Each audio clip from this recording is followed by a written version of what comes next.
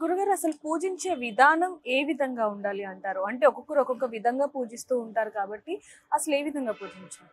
ఇప్పుడు గడపను పూజించుకోవడం అనేటువంటిది ఉదయాన్నే స్త్రీలు తలారా స్నానం చేసుకొని మంగళవారం కానీ శుక్రవారం కానీ ఇంటిని శుద్ధి చేసుకొని తద్వారా తదుపరి మనకు గడప దగ్గరికి వెళ్ళి ఆ యొక్క గడపను నీటితో పరిశుభ్రంగా చేసుకొని ప్రతిదినము కూడా ఆ యొక్క గడపను పూజించుకోవడం అనేటువంటి చాలా శ్రేయస్కరము. ఎందుకంటే ఆ యొక్క గడపలో ఉన్నది శ్రీ మహాలక్ష్మీదేవి.